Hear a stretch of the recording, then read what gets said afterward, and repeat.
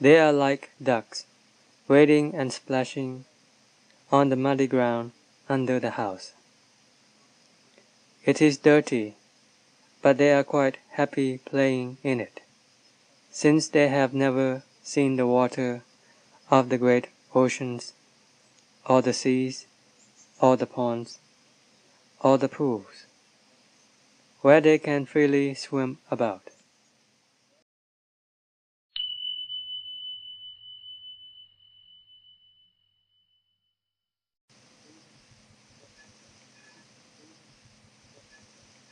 Freedom versus captivity.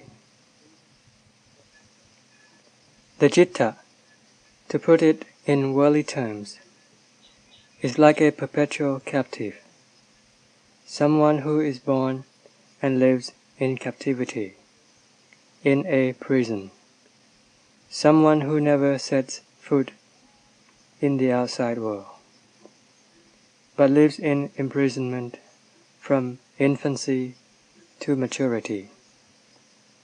As a result, he doesn't know about the things that lie outside his confinement.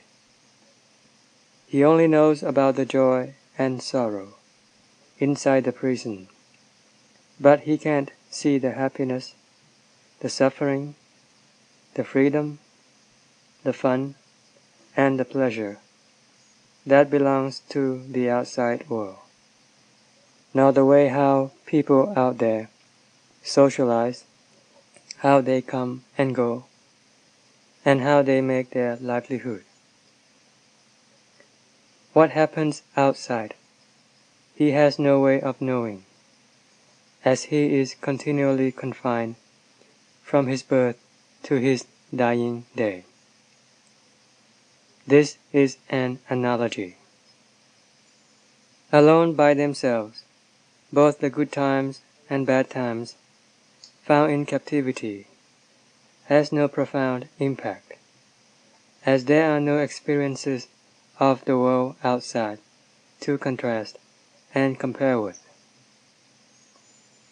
For someone who has never gone out of the penal institution, there is no basis for judgment by which he can say, this is such and such, that is so and so.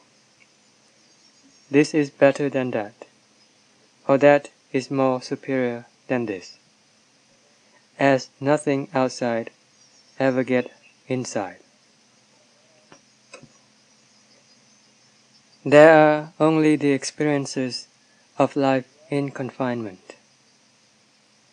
All of his joy and sorrow, his shortcomings, hardships, and oppressions are of the self-same kind, like they have always been.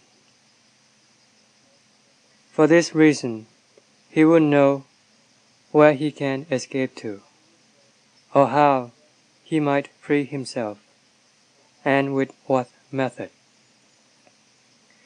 And even if he should be able to get outside, he would not know where to live, since he had always been locked up inside the prison, where he is always oppressed, subjugated, beaten up, and tortured, where he always lives in hunger, want, and destitution, and where his bed, his food, and all the living necessities of life are the kinds provided for an inmate. But still he manages to live with them, as he doesn't know what life is like outside. So he cannot compare them and judge as to which is happier to live in.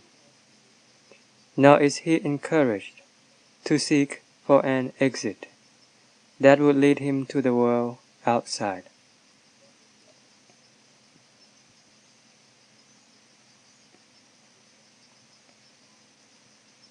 The citta, under the control of the kilesas and asavas, is in the same predicament.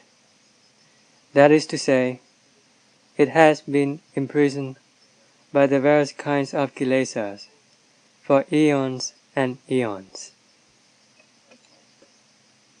In this present life and since birth, one has been continually subjugated by the domineering kilesas, where not once did one ever have any freedom.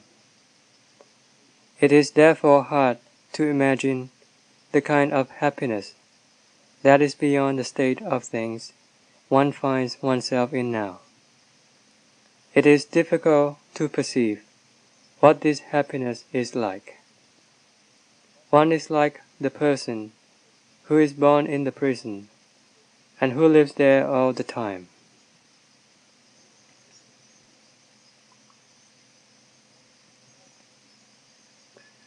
What is the world beyond like? Is it worth going, worth living in? Dhamma is being consistently expounded, but not much attention is given to it. Fortunately, there are still some people in some places who still have the interest for Dhamma. In places where no one teaches Dhamma, where no one talks about the world beyond, which is the citta that is imbued with Dhamma, or describes it to other people, then in those places nobody would know about the Sasana Dhamma, the Dhamma teaching of the Buddha, or know what the happiness arising from the truth and Dhamma is like.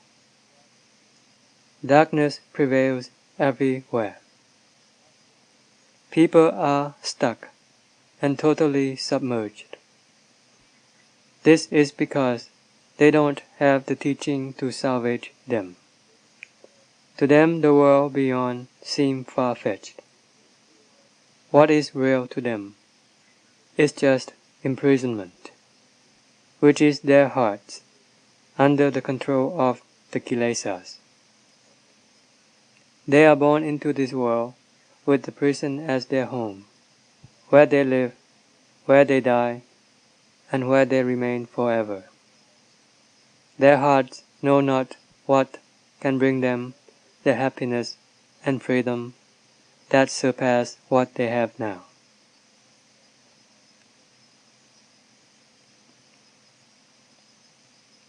To compare it in another light, they are like ducks wading and splashing on the muddy ground under the house.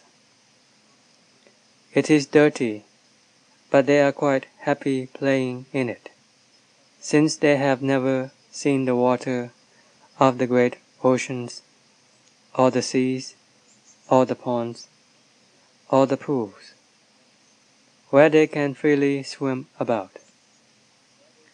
They are only used to the drain under the house, so they keep themselves happy and enjoy themselves by playing and romping in these drain-flooded puddles.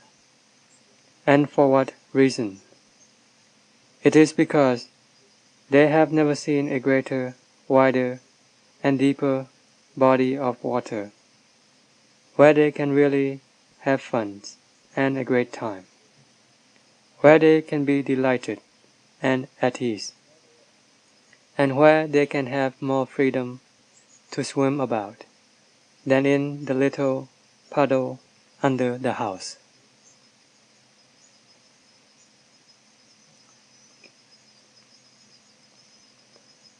On the other hand, those ducks living along the wide and deep waterways are not like those living under the house. They have good times and the life of pleasure, playing and wading through the streams, the swamps, the creeks, and the ponds. They can follow their keepers wherever he goes, running along crisscrossing the lanes and pathways, going in flocks by the hundreds, by the thousands. These ducks are quite rather happy.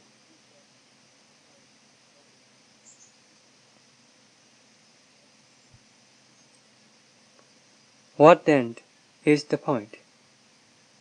To bring it home, the parallel here is the citta, which has never experienced any happiness or ease, or the joy and bliss arising from the truth and Dhamma. It is similar to those ducks playing under the house, and those frolicking along the ditches and in the swamps.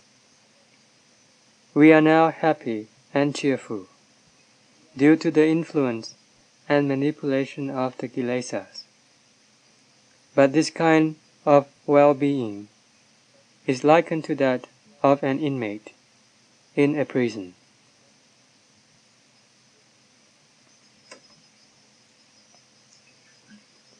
When the citta gets to hear about the Dhamma that flow from the Lokuttara Dhamma, the supramundane Dhamma, it would be enraptured, satisfied, and become interested. Every level of Dhamma has been all elucidated, from Nibbana down through all subsequent levels of Dhamma to the mundane level.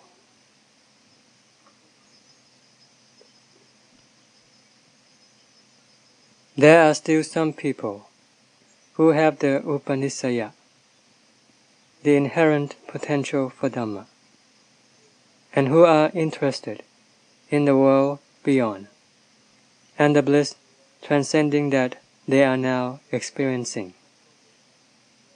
When they hear the truth and Dhamma, or when they read books dealing with the world beyond, which has to do with the truth and Dhamma, with the release from suffering and pain that always oppress their hearts, they would be enlivened, pleased, and their interest aroused. They would want to hear more about them, would like to take up the practice, and consequently experience the results of practice, step by step. They would have then experienced the flow of the world beyond, entering them, be aroused to strive to escape from the oppressions and subjugation within their hearts, which is similar to being a captive within the prison.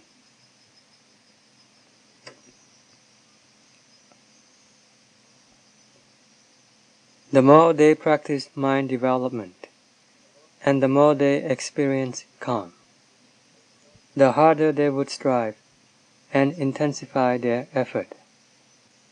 Correspondingly, mindfulness and wisdom will steadily arise.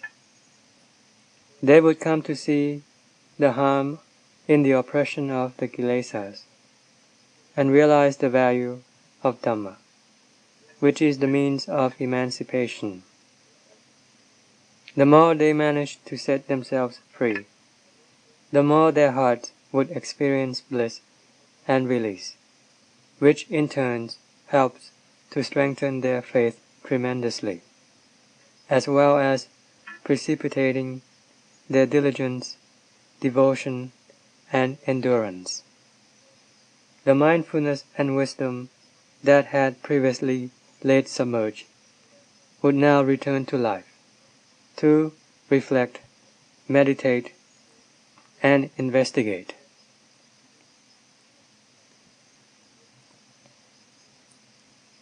Despite their past indifference to those things that had been for ages antagonistic to them, and had been perpetually hurting them both during the day and night, they would now become concerned with them.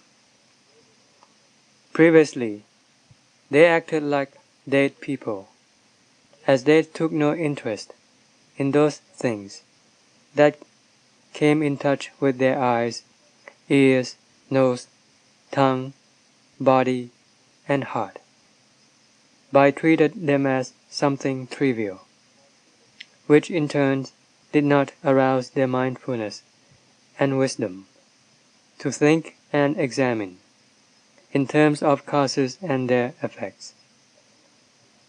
But once their heart had entered the stream of Dhamma, realized by way of practice, and had established this Dhamma as the basis of mindfulness and wisdom, they would then come to see clearly inside their hearts both the harm and the value, as they are both found right within the self-same heart. The heart would become keen and skillful in contemplation and investigation. It would become bold in its quest. Seeing the harm, it would try to rectify it. Seeing the value, it would keep on striving and developing more and more of it.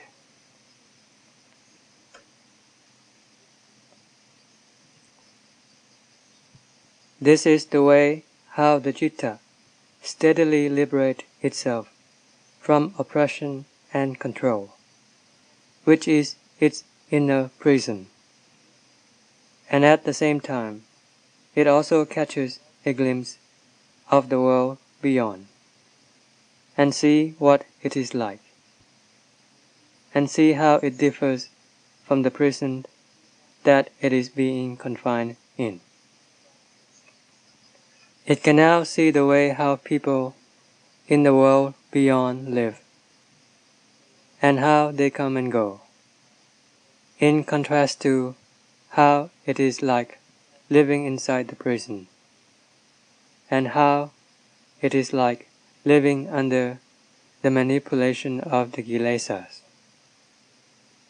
It can also see how it feels like, inside the heart, to have the kilesas steadily diminished. Now it is possible to make these comparisons. Now there is the world beyond to contrast with the world within. This is when the bliss and relaxation, which are the result of one's ability to eliminate the kilesas, now become manifest, and the suffering caused by the surviving kilesas can be readily discerned. One can see their harm with wisdom at every stage, and one continually try to overcome them with unceasing effort.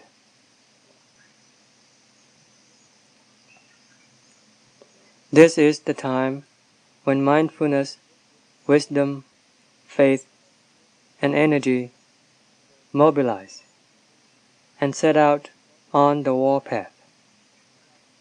It is the time when one sees both the world beyond, which is the removal of the kilesas from the heart, and the inner world, which is being perpetually oppressed by the kilesas. Previously, one did not know what to use as the basis of comparison, as one had not known or seen. Since birth, one had always been submerged in suffering and torment. As far as the bliss from the world beyond, which is the happiness from the truth and Dhamma, is concerned, one had never experienced. The kind of joy that one experiences is the kind that is inherent with suffering, which lies in wait to quietly strike and obliterate that happiness without giving any warning ahead of time. But now one knows and sees some of the extra-mundane bliss coming from the world beyond, and belonging to one whose heart is imbued with Dhamma.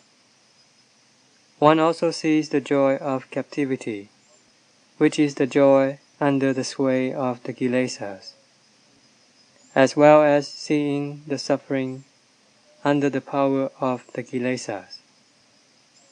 This is knowing them with absolute clarity, within one's heart, with one's own mindfulness and wisdom. One sees the bliss arising from the world beyond, which is the stream of Dhamma that suffuses the heart through and through. And then one uses it as the basis of comparison.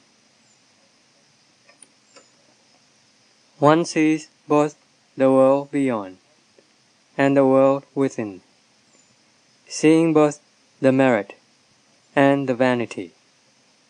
By comparing them, one begins to understand them more, as well as becoming more diligent and enduring. One will come to the point when one would contend and overcome, uprooting and removing these oppressive kilesas, as soon as one encountered them with the power of mindfulness and wisdom, supported by one's strenuous effort.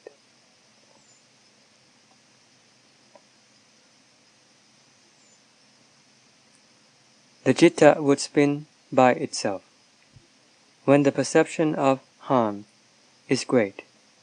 So also would be the seeing of the value. The more the desire to see the Dhamma and to gain release, the more intense would one's strenuous exertion has to be. And so must it be with one's endurance, as they are found within the self-same heart. One sees the harm right in the heart. It is this one heart that perceives the damage. It is also this heart that sees the value. It is the business of this heart to strive and exert by the various methods, according to its ability, to attempt the work of self-emancipation. Consequently, all the factors that serve as the instruments and support for the citta, like one's diligent effort, would all spring up at the same time. Hence, saddha, the belief in the path and fruit, and the faith in the realm free of dukkha. Viriya, the strenuous exertion that steadily lead on to liberation. Khanti, the endurance needed to put up with the struggle and ensure accomplishment, would altogether arise. It is likewise with mindfulness and wisdom that is used in contemplation and reasoning along the line of right and wrong, would immediately follow suit. To describe it according to the teaching of the Dhamma principles, this is called Magga Samangi, the gradual convergence of all these factors into the one heart. What collect together? They are right view, right thought, right speech, right action, through to right samadhi. They all converge into this one citta and nowhere else. Samma kammanta, right action, consists of walking practice and sitting in meditation. Samma kammanta is right action. Now that the heart has gone inside, one now enters the subtle level of practice. The citta now attains to Magga Samangi, which is the convergence of the path factors into the one heart. Right view and right thought are the factors of wisdom, which continually probe and examine the nature of the elements and aggregates, and about all the other phenomena that arise and cease, concerning good and evil, past and future, that appear in or come in contact with the heart. Mindfulness and wisdom would strike and obliterate all of them without wasting any time. Samma Kammanta, the right action dealing with the body, is the effort applied in sitting in meditation or walking practice, which are the exertions to remove the kilesas in various postures. That which deals with the heart is viriya, the effort applied in the heart. Right speech is to talk about the truth and Dhamma, to converse about the Salleka Dhamma, the Dhamma that purify and cleanse all the kilesas and asavas from the heart. This is to talk about the way how to totally eliminate all the kilesas. This is right speech. What is right livelihood? To take objects that are antagonistic to the citta into the heart and use them as the heart's nutriment is wrong livelihood, as they are inimical to the citta. The citta would become depressed. They are not wholesome and will precipitate suffering inside the heart. The nature of this suffering corresponds directly with the subtleties of the citta. This kind of livelihood is a poison and must be immediately corrected. The kind of thoughts suitable and nutritious for the citta are those which accords with Dhamma, which brings joy, happiness, and ease, calm and peace. This is the way of right livelihood. For the citta, it is by way of practicing Dhamma, going up level by level. For the body, it is by way of food, which each Buddhist follower would have to provide himself with, by the various means of livelihood, depending on his own occupation or vocation. Samma Vayama, right effort. Where do we apply this effort? We already know this. The Lord exhorted us 4 points where we should concentrate our effort in. Strive in preventing evil from arising within ourselves. Try to let go entirely of those evils already accumulated. In guarding evils, we have to do it with sati. Use this sati to carefully watch and forestall evil by vigilantly look after the citta, which tend to imagine in ways that will gather all the dukkha and misery into the heart. Thinking and imagining about unwholesome things are the works of samudaya, the cause of dukkha. So we must carefully guard it. Don't be negligent. Strive in steadily developing and accumulating wholesome states and wisdom, and try to care for and promote the growth of these wholesome states, not allowing them to degenerate. These 4 right way to exert ourselves are found right within us. Samma Sati is to look inside our heart and its various activities. To recollect and be aware is to be constantly attentive.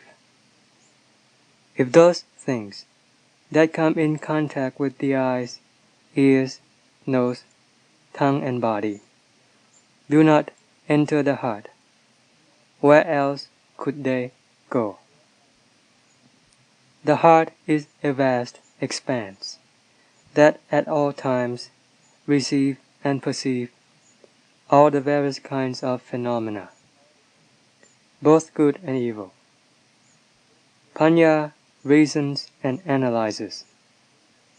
Sati continually guards the heart and observes all the things, both good and bad, that involve the heart. Sati Panya analyzes and selects the various thoughts that interplay with the heart. The citta, or to be precise, Panya, will immediately reject and eliminate those thoughts that do not accord with Dhamma. Samma Samadhi is the sustained meditation practice for the calming of the kilesas, for the sake of firmness and stability, that results in peace and coolness of heart. This is the true way of resting the heart, where it is totally devoid of any agitating and disturbing thoughts. This is one aspect. Entering into samadhi is a way of resting the citta and fortify the strength of panya for further work of investigation.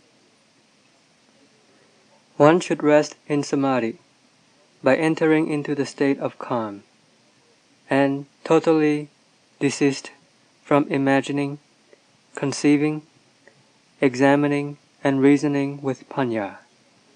Let the citta enter into calm and be at ease. Don't think or imagine about anything, for this is work. Let the citta relax and be still by being suspended in a state of oneness. If the citta is too involved and absorbed with the work of investigation and resist our control, then we must use Buddho to rein it in, by forcing it to continually recite Buddho, Buddho, Buddho. Though this parigama Buddho is a form of thinking or conceiving, it concentrates on one single Dhamma, and by this method the citta can attain to calm. This is by continually repeating Buddho, Buddho, Buddho. If the citta still try to sneak away to continue on working, as it is so engrossed with the work and has not yet finished it, then we must increase the rate of reciting our parigama object, not allowing the citta to go out to do more work. There is a stage in the practice where the citta can become engrossed with its work. If we speak in worldly terms, we would say that at this stage the citta is not liable to be unmindful. But it's really not right to use the term unmindful for the citta of this level. The closest thing we can say is that it cannot relax its efforts. It's a simple way of describing it. The citta just cannot stop, but jump right into the work. At this point, we have to concentrate our efforts in reciting the parigama object, forcing the citta to remain with one particular object, in this case with Buddho, as a way of stilling the citta. Keep on continually repeating Buddho, Buddho, Buddho, as fast as we can. Then Buddha and the citta will merge into one, and consequently, the heart would become still. Once it has calmed down, then it will be blissful and will entirely lay down the work. The heart will then become cool. This is right samadhi. When we rest, this is how we should rest. The Lord said this is Samma Samadhi, right samadhi. When we have rested enough, and the heart has been strengthened, and as soon as we let go of the rein, the citta would immediately spring into action. It will now leave the state of oneness, of one-pointedness, to become dual with the work. The heart must now concentrate on this work without being concerned for samadhi. In the same manner, it must not be concerned with the work while it is developing samadhi for the sake of calm. When it is time to rest, we must rest. When it is time to eat, we must eat. We must not do any other work apart from eating. When it is time to sleep, we must sleep comfortably and not be involved with any kind of work. But when it is time to work, we must not be concerned with eating and sleeping, but really concentrate ourselves in doing the work. This is the way of doing things properly and substantially, at the right and appropriate time. This is Samma Kammanta, right action. The proper way of doing things, and in an orderly manner. We cannot disregard samadhi, as it is the practice that keeps the heart joyful. To have the view that samadhi is idling and unproductive is not correct. If we are addicted to samadhi and refuse to do any work, this is not correct either, and must be told so that we can give up this habit and start doing some work. But when the citta becomes engrossed with working, then samadhi becomes a necessity. It has its turns and purpose. We cannot go on working forever without resting and sleeping. If we should have to waste some of our resources in feeding our body, then they must be expended with. In return, the body is strengthened and will be able to continue on working. Our money and fortune spent to feed our body is productive expenditure. It nourishes and strengthens our body. There is nothing wrong with this kind of spending, for we are not really losing anything. If we don't eat, then where are we going to get the strength from? We have to eat. If this is wasting our resources, then we have to waste it for strength and energy. We are talking about resting in samadhi. When we rest, we must be calm, as this calm is the strength of the citta that will effectively support panya. We must have calm. If there isn't any calm, but a continued functioning of panya, then is similar to a knife that is never sharpened with a grindstone. It's like chopping with the blunt edge. We are one-sidedly anxious to know, to see, to understand, and to uproot the kilesas. But we neglect to sharpen panya by way of resting in calm, which is a support that brings peace and cool of heart, and strengthens the heart. So it is like an unsharpened knife. It's not easy to cut anything with it, and just waste a lot of our energy. Therefore, to balance things out, when it's time to rest and calm the citta in samadhi, we have to let it take a rest. Taking a rest is similar to sharpening panya with the grindstone. When the body is rested, it gains strength. When the citta is rested, it is re-strengthened. Once having rested, the citta is like a well-sharpened knife. Now back to the self-same question. Self-same panya.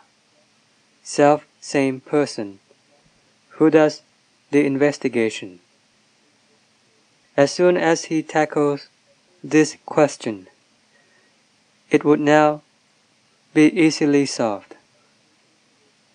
It is similar to a man who has rested and eaten, sharpened his knife, who can now easily chop the self-same piece of wood with the very same knife, because the knife is sharp, and the man has regained his strength.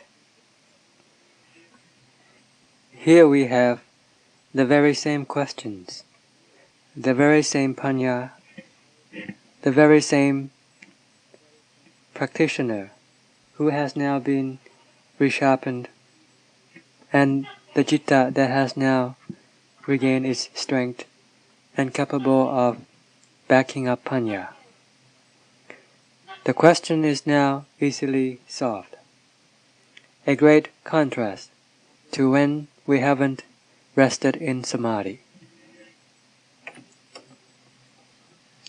Hence, the practices of samadhi and panya are interrelated. They take their turns. When it's time to do samadhi, we better do it.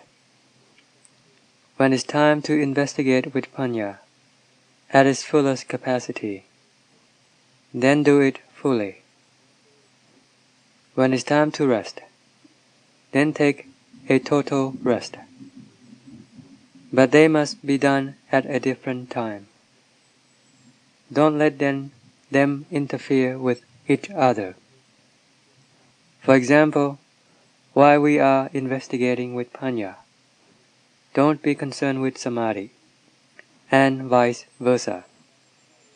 This is not correct. We should really lay down one thing, and really exert ourselves on the other thing. Concentrate on just one practice at a time. This is correct and proper. Samma samadhi should therefore be practiced in this manner. The kilesas oppress the heart.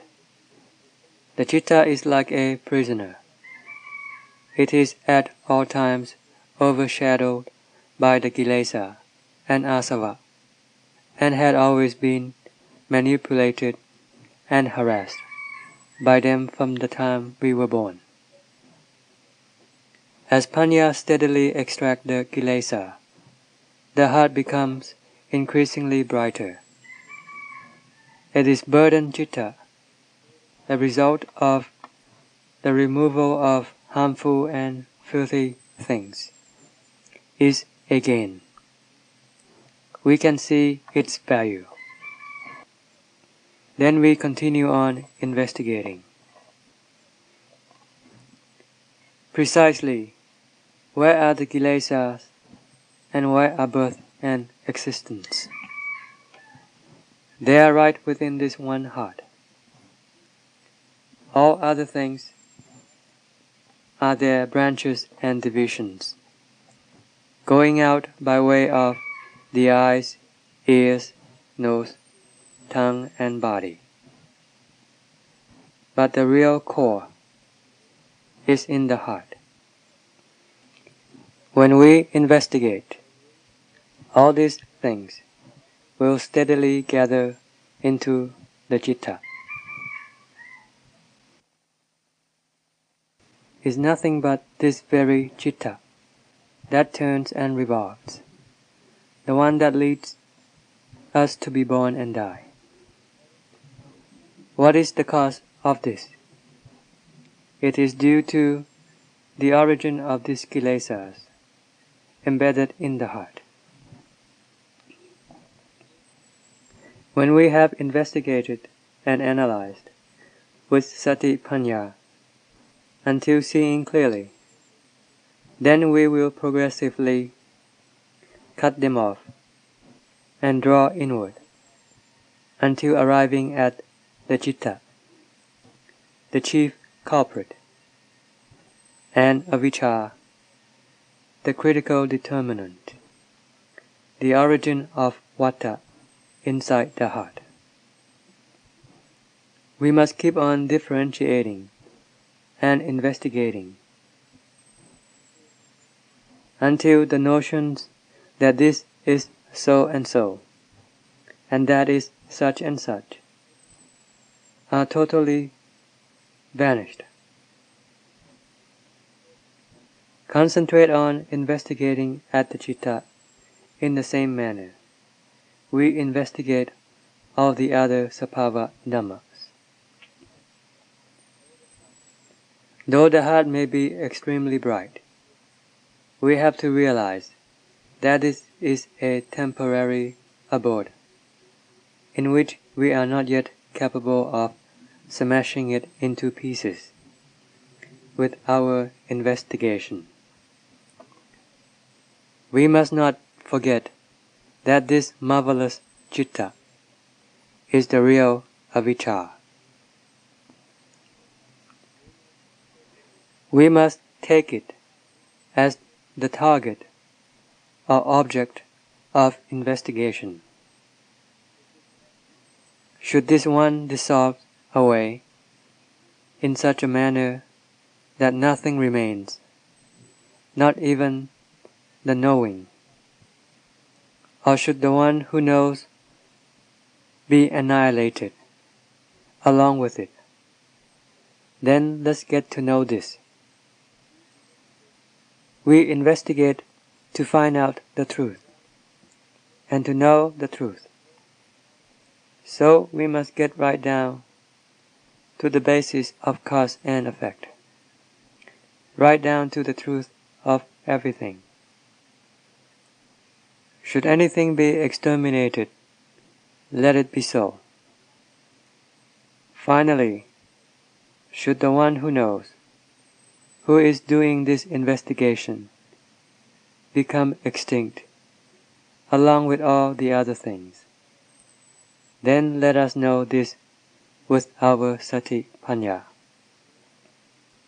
We must not leave anything behind, as they are all elusive, including that which we call I and mine. Investigate into the truth of all these things. What remains after the kilesa and avijja are totally exterminated is that which transcends the reach of samadhi. The Lord called this the pure citta, or the state of purity. The nature of this purity is indestructible. The kilesas are samuti. They arise and they cease. Therefore, they can be removed, increased, or decreased, or totally eliminated, as they have to do with samuti. But the citta alone, the one that has become the vimutti citta, is beyond the reaches of all the kilesas, as they are all samuti. It cannot be damaged by them. But if it has not yet become pure, then it is also samuti, like all the other things, as it is still infected by samuti. But when they are all entirely eliminated, then this vimutti nature can no longer be touched by the kilesas, as it is now beyond their reaches. So what then is annihilated? Dukkha ceases, because samudaya already ceased. Nirodha, the extinction of dukkha, ceases, and likewise with magga, the agent that exterminates samudaya. The four satya dhamma, noble truths, all cease. Dukkha ceases, samudaya ceases, nirodha ceases, and magga ceases. Listen to that. What is it that know the cessation of these things? This is the one who is not the Satya Dhamma. This one transcends the Satya Dhamma. The investigation of the Satya Dhamma is solely for this particular one. Once having got to this real thing, the four Satya Dhamma then has fulfilled its duty or purpose. There would be no need for more work of purification, correction, or emancipation. Panya has completed its task. We can now let go of panya. No longer do we have to have any disciplines. Our weapons of sati and panya are no longer needed. Once the battle is over and all the enemies eliminated, what remains? It is nothing but the state of purity. The Lord Buddha taught Dhamma to the world with this purity. The Dhamma teaching arises from this nature. The substance of this teaching must deal with dukkha, samudaya, nirodha, and magga, as all these things involve the citta. We must know how to correct, how to extinguish dukkha and samudaya, and how to cultivate the magga, until arriving at our destination, which is the state of purity, where we would not have to be taught anymore.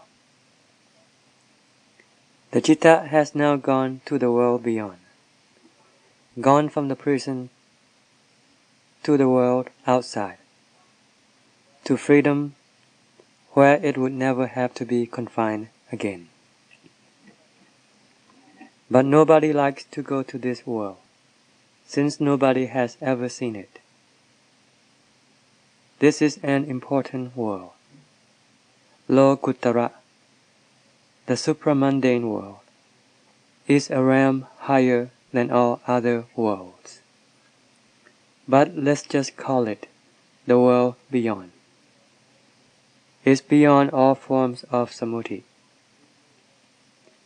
We label it as world because we are living in the world of samuti. We must investigate on how to get out of this prison. We have been born, lived, and died in this prison. Never once have we ever died outside this prison. Try to get this heart out of this prison, so that we can attain to bliss, like the Lord Buddha and the Savaka. They also were born in the prison, but they all died outside the prison. They all died in the world beyond. They did not die in this confined world.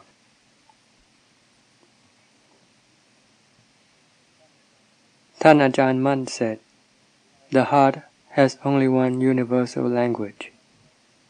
Regardless of language or nationality, there is only one knowing, and that is the heart. As soon as we bring something to mind, we can understand it right away.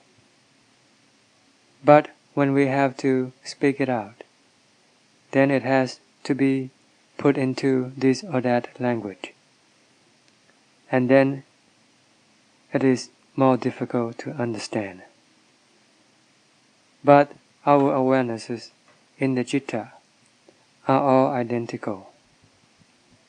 Dhamma and the heart are therefore a perfect match. Dhamma is the language of nothing but the heart. It stays with the heart. Both sukha and dukkha are in the heart. It is the heart which generates them by virtue of its own thinking. This sukha and dukkha are the result of this thinking, and the heart must experience and bear them. Both the heart and Dhamma are perfectly suited to each other, regardless of nationality or speech. If it accords with Dhamma, it is always compatible with the heart, and both the heart and Dhamma are right and fitting for each other. The heart is the core within our body, the fundamental and substantial part, an important essence. Such is the heart, and it is preeminent. The conditions arising from the heart, like thought and imaginings, all rise and cease like ripples. The heart stirs itself up when it thinks and imagines. Sanya is perception, imagination, and memory. When a thought is long and extended, it is sanya. When it is short and momentary, it is sankhara. Sanya is perception, memory. Vijnana is the acknowledgement of the contact between the sense objects and the sense organs. For example, when a form contacts the eyes, there arises an awareness of this contact. All of them continually arise and cease, for this is their inherent nature. The Lord referred to them as the khandhas, groups or categories. These 5 khandhas continually arise and cease. All the arahants have khandhas just like ordinary people, with the difference that their khandhas are pure and free from the domineering kilesas, which direct the heart to think and imagine. Their khandhas think naturally and freely. This type of citta is not manipulated to think and imagine, like the citta of ordinary people. Speaking comparatively, the conducts of ordinary people are like those of a prisoner, who is continually controlled and manipulated. All his thoughts, imaginings, and perceptions are manipulated. They are being directed to think about this or imagine about that, or to perceive in this or that fashion. In other words, the kilesas are the master that manipulate the conducts to function. This is not true for the arahants. When they imagine, they do it naturally. As soon as they imagine, this imagination ceases right away. There is no agent to keep the citta going, and no agent to weigh it down.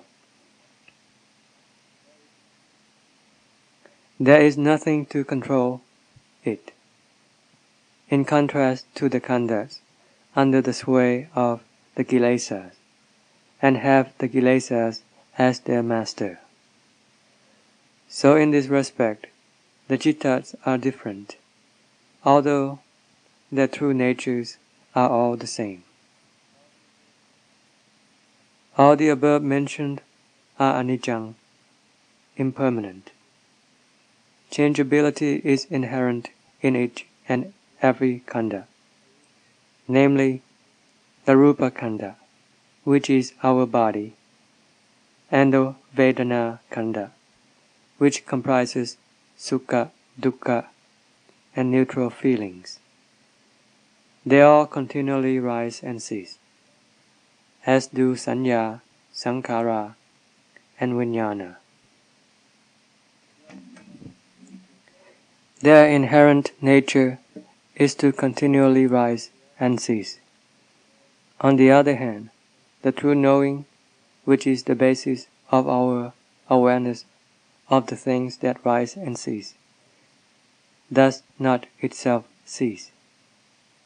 It is impossible for us to say that the citta ceases, or that the citta rises.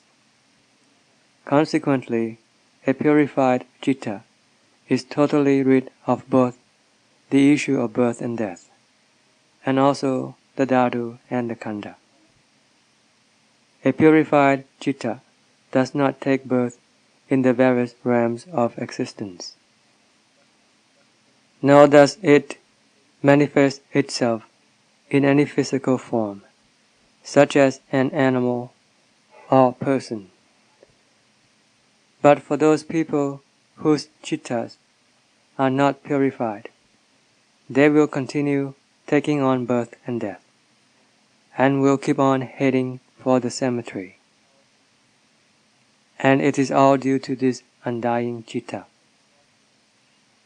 Therefore the Lord Buddha taught Dhamma to the world, especially the world of humans, because we are the ones capable of knowing about good and evil, about what is wholesome and unwholesome, about what is beneficial and harmful, and about the way of correction, alteration, and cultivation.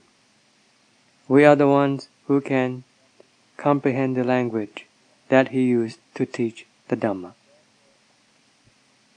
Therefore, teaching the human world was the first priority, and took precedence over the other worlds, so that we may try to modify and correct the things that we see to be useless and harmful, and remove them from our heart, body, and speech.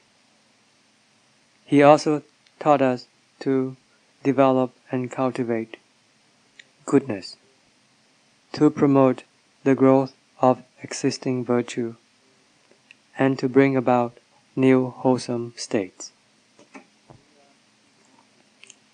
We are to keep on maintaining and nourishing the good already accumulated, to use this to nurture the heart, to provide it with coolness, peace, and happiness, to equip it with a basis of Dhamma and goodness. Should it depart from the existing Dhatu-khanda and go on to a different birth and existence, the citta that is constantly being nourished by good and virtue will be a good citta. It will proceed to a good state, and if it is born again, it will go to a good birth, live a good life, always be happy, and eventually be able to transcend the wheel of existence. This is made possible by the support of its faculty, power, potential, and virtue, all gradually and continually built up in the past. For example, yesterday is today's past. Today is tomorrow's past. They all are days which we spent developing wholesome states that will powerfully strengthen and support the citta, which will eventually pass beyond. Sammuti is birth and death, and covers even the most subtle and tranquil realms of existence. Those who have absolutely passed beyond the realm of rebirth, like the cittas of the Arahants and the Lord Buddha, are devoid of sammuti. Concerning this subject, there is the story of the Venerable Luangta. Ever since he had been a layman, he was an expert in seeing the cittas of the dead, and where they may have ended up. He could do it with the citta of anybody. I wouldn't really call him a fortune teller, more just an expert in the occult. When people brought the skull of a departed one to him, he would tap on it a few times. He would then concentrate his mind and would know the rebirth of this particular citta. He could tell if it was reborn as a being in hell, or went to heaven, or was born subhuman as a preta, or as a ghost. He could tell it all, as long as he was given the skull of the deceased.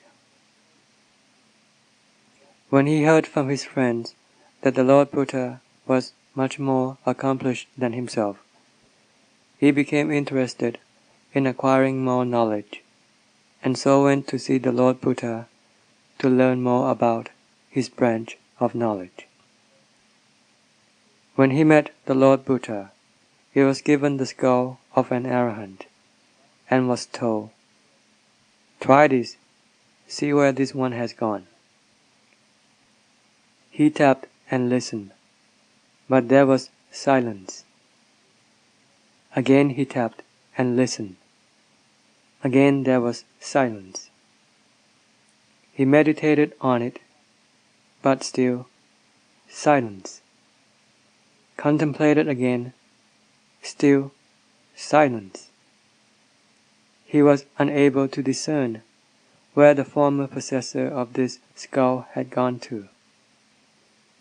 When he was at the end of his wits, he frankly confessed, "I really don't know where this one has gone to." At the outset, the Venerable Luangta thought himself brilliant and clever, and so he went to challenge the Lord Buddha. This was before becoming his disciple. He was given the skull of an arahant to do his tapping, and at this point he got stuck. He now wanted to take up the learning, because now he could become incredibly great. As it happened, he asked the Lord Buddha to be his teacher. Thus the Lord Buddha taught him the knowledge and the way, namely, the knowledge of Dhamma. He then constantly practiced and developed until he attained his goal and became an arahant. Thereafter, he was no longer interested in tapping anyone's skull, apart from his own. When he knew clearly and penetratively, he was rid of all problems. This is the correct way to tap a head. Here we are referring to the citta which doesn't take rebirth. Despite his expertise, the Venerable Wangisa was unable to know where a purified one had gone to take up new birth. A purified citta has no rebirth. Consider the Venerable Godika. Here is another valuable lesson. When he was cultivating Dhamma, his practice kept on fluctuating, advancing, and deteriorating again and again for about half a dozen times. The seventh time, he on the verge of slitting his throat with a razor, cried, "Oh, I am greatly disappointed." But he was able to gather his senses. He continued contemplating Dhamma and finally became an arahant. Of course, this is just a brief sketch of his story. When he passed away, all the great Maras came and sought for his departed citta. As we might say, they left no stone unturned, but were still unsuccessful in their search. Little did they know where he went to take birth again.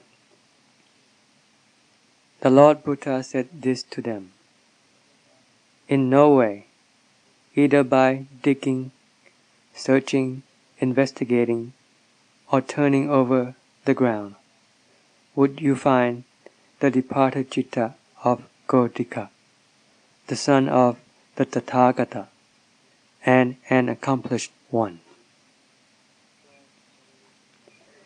It is beyond the range and means of sammuti, so how could you ever find it? It is beyond the ability of people with kilesas to know the power of the arahant's citta. Nobody in the realm of sammuti can trace the whereabouts of the arahant's citta, because they have already departed from sammuti, even though their cittas are similar to ours. Try to investigate and see it for yourself. When we consistently and relentlessly cleanse our citta, which is now unstable, it will become increasingly subtle via this effort, and subsequently extremely subtle. Eventually this subtlety will all disappear, because it is sammuti. Remaining is an immaculate nature comparable to pure gold, or the ultimate Dhamma, which we call the pure citta. Then our problems will all vanish, like those of the arahants, for our citta is now as supreme as theirs, already gone beyond. This type of citta can be realized by both men and women. So far as the sexes are concerned, they are one form of sammuti. The citta, however, is sexless. Men and women can be equally competent and skillful with Dhamma. They can attain to succeeding levels of Dhamma, all the way to vimutti, freedom. In this respect, they are unimpeded by anything. What we need are sufficient levels of skill, power, and vasana, virtue accumulated in the past, because this will enable us to cross over. Therefore, we must try to train and develop our citta. At very least, we should try for the state of calm and coolness. By using any effective Dhamma that succeeds in making the citta calm, the result will be a cool and happy heart. The particular device that we use will be the controlling agent, the refuge and anchor of the citta, especially anapanasati, mindfulness of in and out breathing, which is an important kammatthana subject within the circle of practice. Anapanasati seems to be the Dhamma which suits the character and personality of most people. It is used more widely than the other Dhammas, and we should take it to heart, so that our heart can become quiet and peaceful. When the heart enters into calm, we will begin to see its essence, begin to penetrate its nature. When the citta gathers its flow into one point, and has just the knowingness manifesting within that state, this is what the Lord called the citta. The citta's degree of convergence depends on the citta's own ability, its level, and its subtlety. If the citta is still coarse, when it converges, one may still know what it is like. When it is subtle, we will know its more subtle aspects. For instance, we will know that the citta is subtle, that it is bright and clear, that it is extremely calm, that it is supremely marvelous, or that it is becoming increasingly more developed. And we also know that all this is happening to this very citta. Our object is for purity, for development and training, for calm investigation, research, and for correcting the problems of the heart with panya. These are the methods which enable the development of the citta to steadily advance and to gradually penetrate its true nature. No matter how gross the heart may be, if we persist with our effort, continue to strive and exert ourselves, this grossness will steadily disappear. The disappearance will correspond to our degree of exertion and ongoing drive. Eventually, whether man or woman, we will each pass beyond and realize freedom. We will have cut and struck down the kilesas completely, exterminating them. As long as we are still incapable of doing this, our heart should not be anxious, but instead establish a basis for itself. Then we will be our own support and refuge. We have depended on our body since birth. We all know this. We have been living with it, putting it to sleep, discharging its waste, putting it to work, and making a living with it. Each mutually uses and manipulates the other. For example, we force it to do work, and it subjects us to dukkha and pain in the various parts of the body. Then we have to go and look for medicines to cure this pain. It is this body which is afflicted with pain, and it is the one who has to find the cure. And it is the one who must pursue money and things. This is how we keep on supporting each other. It is not certain as to who has the upper hand. Is it the Dhatu or us? We only have temporary control over it, but it reigns over us all the time. Sickness and affliction, hunger and thirst, sleepiness and lethargy. These are dukkha which the body put us through. It has complete control of us, and we possess very little control over it. So when the time is right to force it to practice bhavana, we must really do it. When the Dhatu is healthy and normal, we can exert in our practice at any intensity. But when the Dhatu is afflicted, unhealthy, and abnormal, we must know what it can handle. But the exertion of the heart must go on, and must not be let to slip, because it is an essential undertaking. We have depended on this body for ages. Now that it is ailing and malfunctioning, we should face facts. We should know its capacity for work, because we are its possessor. We have to reduce and relax accordingly. The heart, however, is not afflicted as the body is. Therefore, it should intensify its internal exertion, so that it doesn't miss out on the benefit to be gained. We must develop a principle for the heart. While we live with a basis. When we die with a basis.